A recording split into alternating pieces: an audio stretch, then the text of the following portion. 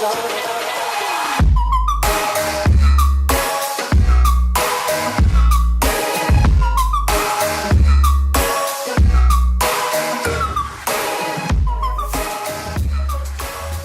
what's going on YouTube?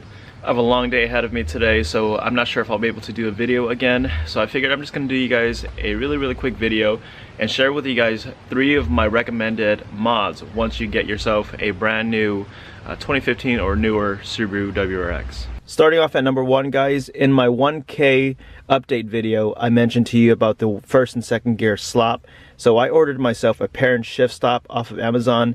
It'll set you back about $40, and I think it is one of the best investments I've ever made to a vehicle.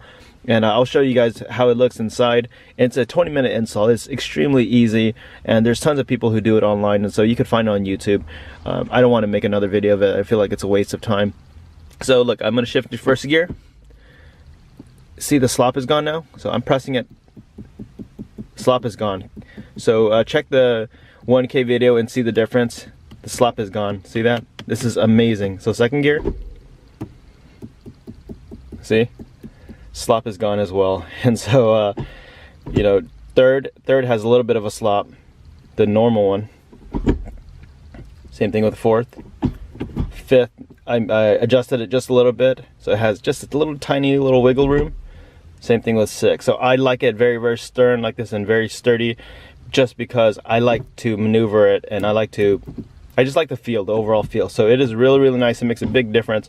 And reverse is still sloppy because the way the mechanism works down below, you know, there's a lot of wiggle room for that. So I highly recommend a pair and shift stop if you ever get yourself a 2015 or newer Subaru WRX. And then I'll show you guys how it looks like down below. I just want to show you guys really quickly what the pair and shift stop looks like when installed.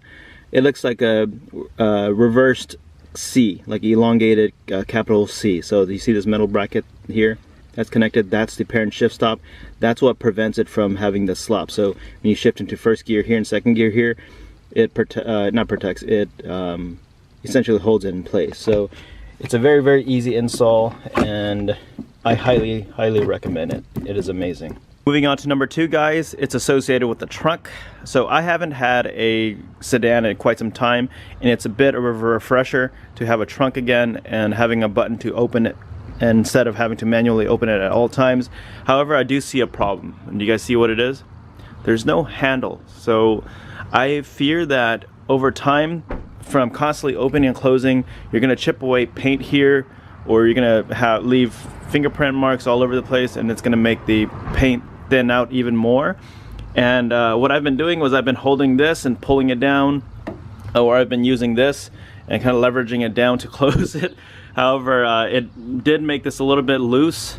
So on Subispeed, they had an item featured. It was the Perrin mount, or like trunk handle or something like that. So it's like a metal, or not metal, it's a rubber like piece where they placed it on here, and so you could kind of just cup it and then you'll be able to bring it down. I personally don't like that. I don't like that rubber-esque feel to it. I'm gonna try to see if I could find a DIY, like a do-it-yourself. I think I'm just gonna go to Lowe's and pick up something and see if I could drill and maneuver here. So you see these slots here? That's where you can place it. So unfortunately there's only one on this side, so I figured this is the best area to put it. So like if you could connect like a handle or something here, so you could use it to close the trunk. So on Subispeed, the Perrin trunk handle or whatever, it's also about $40. Like I said, I don't like the rubber-esque feel to it. I'll put a link down below if you guys are interested. You know, definitely support them. But like, this is my keychain. This is my Subaru keychain. But I figured it'll be something like that, where, you know, it's a handle like this where I could hold on to it and pull it down to close my my trunk. See? So doing that again and again, I feel like over time I'll potentially scratch my paint, or I'll leave marks all up here. So that is something, a cause for concern. Moving on to number 3, guys, is of course this piece right here. So in Japan, all WRXs and STIs come stock with a 4th brake light here, and unfortunately here in the US it doesn't come stock. It comes with this plastic piece to cover what is supposed to be here, which is the 4th light, and it gives you a really big OEM look to it.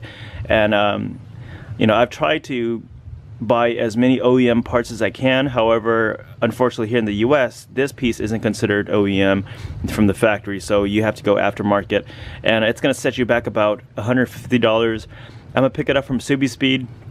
There's multiple options, there's different styles and stuff, but for me, I like the deflector-esque look to it. I actually would prefer a reflector over a light, but the JDM light looks very appealing, so I'm going to pick it up. It's in transit, so I'll install it as soon as I can. It should be a very, very quick and simple install. So it gives you a really, really nice OEM look to your rear. So see that?